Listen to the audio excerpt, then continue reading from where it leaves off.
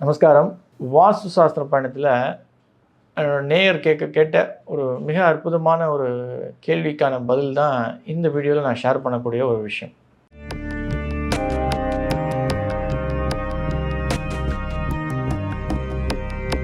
ரகசிய உண்மை நேயர்கள் அனைவருக்கும் என்னுடைய அன்பான வணக்கங்கள், வாழ்த்துக்கள். அடியார்கள் வாழ, அரங்கன் நகர் வாழ, ஷடகோப்பந்தன் தமிழ் நூல் வாழ, கடல் சூழ்ந்த மண்ணுலகம் வாழ, மனவாழ மாமுனியை இன்னும் ஒரு நூற்றாண்டு வாழியே. சார், ஆண்டாள் வாஸ்துவில் சொல்லக்கூடிய அந்த 6 விதிகள் அப்படின்றது விதிக்கு உட்பட்டு கட்டப்பட்ட வீடு நம்ம ரெண்டலுக்கு தேடினாலும் கிடைக்கிறது அப்படின்றது ஒரு பெரிய கேள்விக்குறியாக இருக்குது. கட்டணும்னு ஆசைப்பட்டு நம்ம பிளான் போட்டு கட்டுறோம் அப்படின்னா அதுவும் ஒரு மிகப்பெரிய ஒரு கேள்வி. இது நிஜமாகவே சாத்தியம்தானா அப்படின்னு ஒரு ஐயத்தோட ஒரு ஃபாலோவர் நம்மளுடைய கிளைண்ட் கேட்டிருந்தாங்க. இந்த விஷயம் சாத்தியமா அப்படின்னா 100க்கு 100 மடங்கு சாத்தியமே. கட்ட முடியும் அப்படின்னா நிச்சயமாக கட்ட முடியும். ஏன்னா எங்களுடைய டீமில் கிட்டத்தட்ட ஒரு 500-600 கன்சல்டன்ட்ஸ் உண்டு. அவர்கள் எல்லோரும் இந்த மாதிரியான விஷயங்கள் தேர்ச்சி பெற்று எல்லோருக்கும் அவரவர்களுடைய இடத்திலே கட்டி கொண்டு வருகிறார்கள். இது என்ன ஒன்று, meeting right person at right டைம்ன்றது ரொம்ப முக்கியமான ஒரு விஷயம். ஒவ்வொருடைய வாழ்க்கையிலையும் வாஸ்து சாஸ்திரத்துக்கு அப்பாற்பட்டு ஏற்றம் அப்படின்ற ஒரு விஷயம்னா அது meeting right person at right டைம்ன்றது நம்ம வாழ்க்கையில் ஒரு பெரிய முக்கியமான ஒரு ரோலை ப்ளே பண்ணும். அதை நோக்கி தான் நம்ம ஒவ்வொருவரும் பயணம் பண்ணணும். ஒரே நாளில் அது சாத்தியமா அப்படின்னா நிச்சயமாக கிடையாது. ஆனால் ஒரு நாள் அது நிச்சயமாக நடக்கும். மீட்டிங் ரைட் பர்சன் நம்ம என்னென்னா நம்மளுடைய நோக்கமும் நம்மளுடைய ஃபுல் ஃபோக்கஸும் அதை குறித்தே இருந்தது அப்படின்னா நிச்சயமாக பண்ணிட முடியும். கனவு கண்டு காட்சிப்படுத்தல் எப்படி ஆண்டாள் அவளுடைய வாழ்க்கையில் இந்த விஷயத்தை 3000 வருஷத்துக்கு முன்னாடியே பெருமாளை தான் நான் கல்யாணம் பண்ணிப்பேன், பெருமாளோடு தான் வாழுவேன் அப்படின்னு நினச்சி கனவு கண்டு காட்சிப்படுத்தி வாழ்ந்தாலோ, அவள் சரணாகதி அடைந்தாலோ கடைசியில் ரங்கநாதரையே திருமணம் அடைந்து வாழ்ந்தாள். ரங்கமன்னார் கூடவே தனி சன்னதியில் ஆண்டாளுக்கு ஸ்ரீவில்லிபுத்தூரில் இன்றைக்கும் பல விசேஷங்கள் நடந்து கொண்டு இருக்கிறது. அது மாதிரி வாஸ்து சாஸ்திரத்தில் நம்மளுடைய 6 ரூல் நம்மளுடைய பழைய ஃபாலோவர்கள் இருந்தால் அவங்களுக்கு நிச்சயமாக தெரியும். பட் புது ஃபாலோவர்களுக்காக, புது நேயர்களுக்காக நான் சொல்லக்கூடிய ஒரு விஷயம் என்ன அப்படின்னா, இந்த 6 ரூல் போட்டு ரொம்ப கன்ஃபியூஸ் பண்ணிக்காதீங்க. Very simple. சதுரம் செவ்வகம், ஸ்கொயர் ரெக்டாங்கிள், வடக்குலேயும் கிழக்குலேயும் ஜன்னல்கள் ரொம்ப முக்கியம். வாசல் அப்படின்னா உச்ச வாசல், வடக்குன்னா கிழக்கை ஒட்டி, கிழக்குன்னா வடக்கை ஒட்டி. தெற்கு அப்படின்னும் பொழுது அது கிழக்கை ஒட்டி இருக்கணும். மேற்கு அப்படின்னும் பொழுது அது வடக்கை ஒட்டி இருக்கணும். இந்த இடங்களில் எல்லாருமே உச்ச வாசல்கள் இருக்கக்கூடிய எல்லா இடத்துலையும் தெரு மோதுனா அது தெருக்கூத்து, உச்ச தெருக்கூத்து. இதை தவிர்த்து மற்ற இடங்களில் வரும்போது அது நீச்சமாக போயிடும். நான் உச்சம் நீச்சம்னு சொல்ல தவறாக போயிடும். அதை அவாய்ட் பண்ணுறது நல்லது. படிக்கட்டு ரொம்ப முக்கியமான ரோலை ப்ளே பண்ணோம். அந்த படிக்கட்டுகள் அப்படின்றது உள்படிக்கட்டாக இருந்தால் தெற்கு மேற்கு நடுப்பகுதியிலையும், வெளிப்பட்ட படிக்கட்டாக இருந்தால் அது கேன்டிலீவர் போட்டு தென்கிழக்கு மூலையிலையும் வடமேற்குலையும் பண்ணுறது, தென்மேற்குலையும் பண்ணுறது சாலச்சிறந்தது. வடகிழக்கில் உள்மூலை வெளிமூலை படிக்கட்டுகள் அவாய்ட் பண்ணுறது நல்லது. உள்மூலையில் எந்த மூலையிலையும் வரக்கூடாது. வாசல்கள் பற்றி பேசியாச்சு. ஜன்னல்கள் 24 மணி நேரமும் திறந்து வைக்கிறது சாலச்சிறந்தது. பிரம்மஸ்தானம் அப்படின்றது நடுப்பகுதி, வீட்டுடைய நடுப்பகுதியும் சேரும், மனையுடைய நடுப்பகுதியும் சேரும். வீட்டில் பிரம்மஸ்தானத்தில் எந்த ஒரு கிளட்டர்ஸ் இல்லாமல், வாலோ கேன்டிலீவர்ஸோ எந்த ஒரு விஷயங்களும் இல்லாமல் அது ஃப்ரீ ஏர் மூவ் ஆகக்கூடிய அளவுக்கு நம்ம திறந்து வெளியாக இருந்ததுன்னா சாலச்சிறந்தது. இவ்வளோ தான் வாஸ்து சாஸ்திரமே. வேறு எந்த விஷயத்தை பற்றியும் குழப்பிக்காதீங்க. 1000 பேர் 1000 விதமாக சொன்னாலும் ஒன்றும் பெரிய விஷயம். பஞ்சபூதங்களால் வழி நடத்தப்படுகின்ற ஒரு விஷயம். உங்களுடைய வீடும் உங்களுக்கு ஏற்றம் கொடுக்கக்கூடிய அதே சார்ந்த ஒத்த அமைப்போடு இருக்கக்கூடிய கோயில்கள் மிகப்பெரிய பிரம்மாண்ட மாற்றங்களை நிச்சயமாக கொடுக்கும். இந்த ஒரு விஷயத்தை நீங்கள் நினைவில் வச்சுருந்தீங்க அப்படின்னா சிம்பிளாக முடிஞ்சிடும். ஒரு சில விஷயங்கள் இப்போது அந்த ஒரு சில விஷயங்கள்னும் பொழுது நீங்கள் வந்து நிறைய பேர் 600 ஸ்கொயர் ஃபீட்டில் லேண்ட் வாங்கிட்டு எங்களுக்கு வாஸ்துபடி வீடு கட்டி கொடுங்க அப்படின்னு சொல்லுவாங்க. இது சாத்தியமா அப்படின்னா சாத்தியம் கிடையாது. இது ஏன் அப்படின்னு நான் சொல்கிறேன் அப்படின்னா 600 ஸ்கொயர் ஃபீட்டில் நம்ம டிசைன் பண்ணிடலாம். அதை எக்ஸிக்யூட் பண்ண முடியுமா அப்படின்றது ரொம்ப டஃப். ஒரு $1 மில்லியன் கொஸ்டின். அதுலேயும் பிரம்மஸ்தானம் அப்படின்ற ஒரு விஷயம் அடிபட்டு போயிடும். படிக்கட்டு அப்படின்ற ஒரு விஷயம் வந்து நம்ம வெளியில் தான் போடணும், உள்ளே போட முடியாது. வெளியில் போடும்பொழுது அது வந்து வடமேற்கு சார்ந்தோ இல்லை தென்கிழக்கு சார்ந்தோ நம்ம போடுறோம் அப்படின்னா அதில் வந்து ஏற்றங்கள் இறக்கங்கள் நிச்சயமாக அமையும். இதை வந்து கொண்டு வர முடியாது. அதே போல் இப்போது அது அது ஒரு ஒரு ட்ரைனேஜ் சிஸ்டம் இருக்கக்கூடிய ஒரு மெட்ரோபாலிட்டன் சிட்டியாக இருந்ததுன்னா நம்ம செப்டிக் டேங்க் அவாய்ட் பண்ணி கொஞ்சம் ஸ்பேஸ் கொண்டு வந்துடலாம். ஏன்னா வடக்குலையும் கிழக்குலையும் நம்மளுடைய அடிப்படையான ஒரு ரூல் வடக்கு கிழக்கு வந்து எம்டி ஸ்பேசஸ் ஓப்பன் ஸ்பேசஸ் ஜாஸ்தி இருக்கணும் போது அது வந்து நம்ம விட்டே ஆகணும். தாய் சவரை தவிர்த்து விடும்பொழுது 600 ஸ்கொயர் ஃபீட்டில் முடியுமா அப்படின்னா அது சாத்தியமான அது ஒரு பெரிய கேள்விக்குறியாக போயிடும். 10வதுக்கு நம்ம தந்தை சவர் காம்பவுண்ட் வால் போடணும். இந்த விஷயங்கள்லாம் இப்போ செப்டிக் டேங்க் போடணும் போது அதுக்கே வந்து ஒரு 4 அடிக்கு 3 அடி போட்டால் கூட இல்லை 6 அடிக்கு 3 அடி போட்டால் கூட அது அங்கே அமைப்பை கொண்டு வர முடியுமா வடமேற்கு வடக்கு சார்ந்து அப்படின்றது அது ஒரு பெரிய கேள்விக்குறியாக போயிடும். சம்பு போடணும். ஏன்னா சம்புன்றது இப்போ நீங்கள் மெட்ரோபாலிட்டன் சிட்டியில் இருக்கீங்களா தண்ணியை சம்புக்கு ஏற்றி மேலே ஏற்றுறது அப்படின்றது ஒரு முக்கியமான ஒரு விஷயமாக சொல்லியிருக்கோம் ஓவர் டேங்க்கில். ஸோ அதை கொண்டு வரது அதுக்கு வந்து ஒரு அட்லீஸ்ட் ஒரு 6 அடிக்கு ஒரு 8 அடியாவது போடணும், இல்லை 9 அடியாவது போடணும் ஆழமாக. இந்த விஷயங்கள் கொண்டு வர முடியுமானா முடியாது. அப்போது மினிமம் ஒரு கிரவுண்ட் இருக்குது 2400 சதுர அடி இருக்குது அப்படின்னா நிச்சயமாக சிறப்பாக இந்த 6 விதிகளுக்கு உட்பட்டு எக்ஸாக்டாக நம்மளுடைய வாஸ்து ரூலை பொருத்தி ஒரு நல்ல வாஸ்து கம்ப்ளைண்ட் ஹவுஸை நம்மளால் பில்ட் பண்ண முடியும். சார் அவ்வளோ பட்ஜெட்டில் 1400 ஸ்கொயர் ஃபீட் தான் எங்களால் 1200 ஸ்கொயர் ஃபீட் தான் அரை கிரவுண்ட் தான் வாங்க முடியும், இதில் பண்ண முடியுமா அப்படின்னா நிச்சயமாக படிக்கட்டு வெளில கொண்டு வந்துட்டு மற்ற விஷயங்களில் இன்கார்பரேட் பண்ணி ஒரு வாஸ்து கம்ப்ளைண்ட் ஹவுஸை பண்ண முடியும்.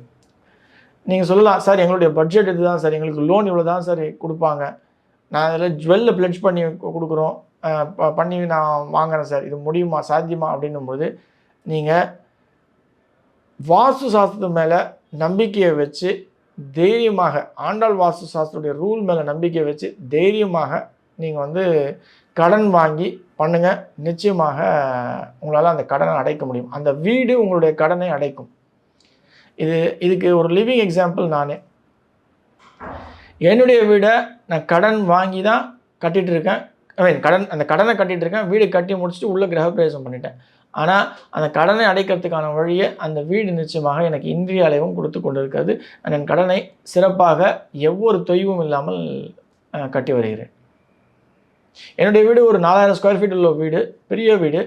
பட் பர்ஃபெக்டாக வாஸ்துபடி அமைந்துள்ள ஒரு சிறப்பான ஒரு வீடு.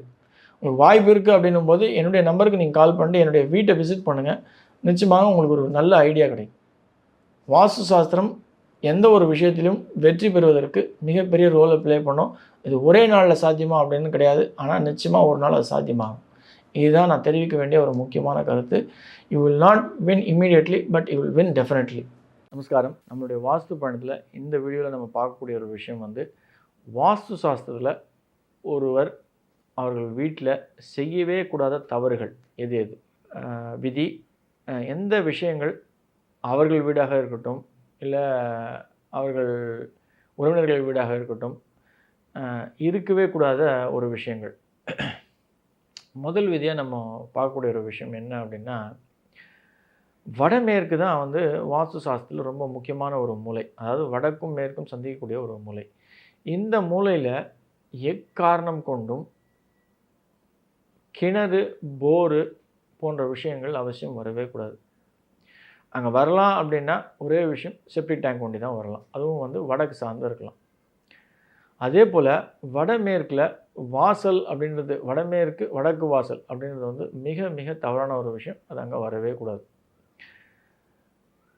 அதற்கு அப்பாற்பட்டு செய்யவே கூடாத தவறுகள் நம்ம பார்க்கும் பொழுது ஒரு 70% ஆஃப் த பீப்புள் எந்த விஷயம் பண்ணுவாங்க அப்படின்னா, சார் நாங்கள் வந்து வெளியில் மற்றவருடைய இறந்த செய்தி கேட்டு, உறவினர்களுடைய இறந்த செய்தியோ நண்பர்களுடைய இறந்த செய்தியை கேட்டு அந்த சடங்குக்கு போயிட்டு வரும்பொழுது அவர்கள் வீட்டுக்கு போய்ட்டு வரும்போது அங்கே வந்து எங்களுக்கு குளிக்கிறதுக்கான வாய்ப்புகள் இல்லை அப்படின்ற பட்சத்தில் வீட்டுக்கு வரும்போது இங்கே வந்து குளிக்கும்போது நம்ம வந்து ஒரு பாத்ரூம் ஒன்று வடமேற்கில் அந்த தாய் சுவரையும் ஒட்டி அதே போல் தந்தை சுவர் நம்ம அழைக்கக்கூடிய காம்பவுண்ட் வாலை ஒட்டி நம்ம வந்து ஒரு இது கட்டிக்கிறோம் சார், பாத்ரூம் கட்டிக்கிறோம். இது வந்து நம்ம வடமேற்கு சார்ந்து வடக்குலேயே ஒரு செப்டிக் டேங்க் போடுறோம், அதுக்கு மேலேயே கட்டிக்கிறோம் சார். ரொம்ப இதெல்லாம் ஸ்பெண்ட் பண்ணாமல் ரொம்ப சிக்கனம் அப்படின்ற ஒரு பேரில் அவங்க கட்டுறது உண்டு.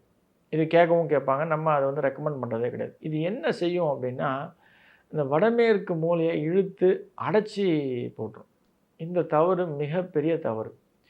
இது மட்டும் கிடையாது, அவங்க வந்து அங்கே ஒரு கேன்டிலீவர் போட்டு ஒரு படிக்கட்டு போட்டிருக்கலாம் வாஸ்துட்டிக்கலாக பர்ஃபெக்டாக. பட் இருந்தாலும் அதுக்கு கீழே வந்து இந்த ஒரு பாத்ரூம் கட்டுவாங்க சார். அதில் வந்து இது கிடையாது, டாய்லெட் பாத்ரூம் கிடையாது, கமோட் கிடையாது, வெறும் ஜஸ்ட் ஃபார் பேதிங் பர்பஸஸ், குளிக்கிறதுக்கு மட்டும் நாங்கள் யூஸ் பண்ணிக்கிறோம் அப்படின்னு சொல்லுவாங்க. Which is most dangerous, absolutely wrong. இந்த தவறை தயவுசெய்து யாருமே பண்ணாதீங்க. படிக்கட்டு கீழே ரெஸ்ட் ரூம், அதாவது நம்ம சொல்லக்கூடிய அந்த டாய்லெட் அப்படின்னு வருது அப்படின்னா அது வந்து உள்மூல படிக்கட்டில் வீட்டு உள்ளே வரக்கூடிய படிக்கட்டில், மூலையில் எந்த படிக்கட்டும் வரக்கூடாது, உள்ள மேற்கு நடுப்பகுதியில் வரக்கூடிய படிக்கட்டில் மட்டும்தான் வந்து ரெஸ்ட் ரூம்ன்றது அமைச்சிக்கலாம். இந்த ரெஸ்ட் ரூம், டாய்லெட், பாத்ரூம் நீங்கள் எப்படி வேணால் நீங்கள் சொல்லிக்கங்க. அதை வந்து தயவுசெய்து வடமேற்கில் தாய் சுவரை ஒட்டி அதே போல் காம்பவுண்ட் சுவரில் ஒரு பக்கம் ஒட்டி தயவுசெய்து இழுத்து கட்டாதீங்க. இந்த தவறு பிரதானமாக செய்யக்கூடிய ஒரு தவறு, இதை அவாய்ட் பண்ணிவிடுங்க. அதே போல் கார் ஷெட்டு அப்படின்னு ஒரு விஷயத்த பண்ணுவாங்க. இது எப்படி அப்படின்னா, சார் எங்களுக்கு வந்து வடமேற்கில் ஒரு ரோடு இருக்குது சார், மேற்கு பக்கம், அதனால் நாங்கள் ஷெட்டு வந்து அமைச்சிக்கிறோம் அப்படின்னு சொல்லிட்டு ஷீட்டை போட்டு தாய் சுவரில் ஒட்டி அதே போல் அதுக்கு ஒரு 4 பில்லரை மெட்டல்லையோ இல்லை இது கான்க்ரீட்டை போட்டு காம்பவுண்ட் வாலில் ரெஸ்ட் பண்ணுவாங்க. இந்த காம்பவுண்ட் வாலில் ரெஸ்ட் பண்ணக்கூடிய, அதாவது தந்தை சுவரில் ரெஸ்ட் பண்ணக்கூடிய எந்த ஒரு ஷெட்டாக இருக்கட்டும் இல்லை எந்த ஒரு ஸ்ட்ரக்சராக இருக்கட்டும், ஹைலி ஹசார்டியஸ், ரொம்ப டேஞ்சரஸான ஒரு விஷயம். தயவுசெய்து இந்த தவறை செய்யாதீங்க. அது எந்த கார்னராக இருக்கலாம் இல்லை நடுப்பகுதியாக இருக்கலாம். தயவுசெய்து தாய் சுவரையும் தந்தை சுவரையும் கனெக்ட் பண்ணுறது, அது பூமி மட்டும்தான் கனெக்ட் பண்ணுறமே தவிர்த்து, தரை மட்டும்தான் கனெக்ட் பண்ணுமே தவிர்த்து, நீங்கள் வந்து செவுத்தையும் தாய் சுவர் உயரத்தையும், இப்போது நிறைய பேர் ஜென்ரலாக பார்த்தீங்க அப்படின்னா அவங்க என்ன பண்ணுவாங்க, செடி வந்து கொடியாக வளர்ந்துருக்கும். அந்த கொடியை என்ன பண்ணுவாங்க, அதை அலங்காரம் பண்ணுறேன் அப்படின்னு சொல்லி மேலே ஏற்றுறேன்னு சொல்லி இந்த காம்பவுண்ட் வால்லேருந்து ஒரு 4-5 கொம்புகளை கட்டி அது படுறதுக்கு ஒரு இடமா வகுத்து அமைச்சு கொடுத்துருப்பாங்க. Which is absolutely wrong. இந்த தவறுகளை தயவுசெய்து செய்யாதீங்க. இது என்ன பண்ணும் அப்படின்னா, அந்த இடத்தையே முழுசாக அடைச்சி அந்த காற்று அப்படின்ற ஒரு விஷயம், இந்த பஞ்சபூதத்தில் ரொம்ப முக்கியமானது காற்று. அது வந்து ஃப்ரீயாக எப்போ வந்து நம்மளுடைய வீட்டுக்குள்ளே அடைப்படாமல் ஃப்ரீயாக சுற்றுதோ அப்போ தான் வாஸ்து அப்படின்ற ஒரு விஷயம் வந்து ஒரு 60% வேலை செய்கிறதுக்கான ஒரு விஷயமாக ஆரம்பிக்கும்.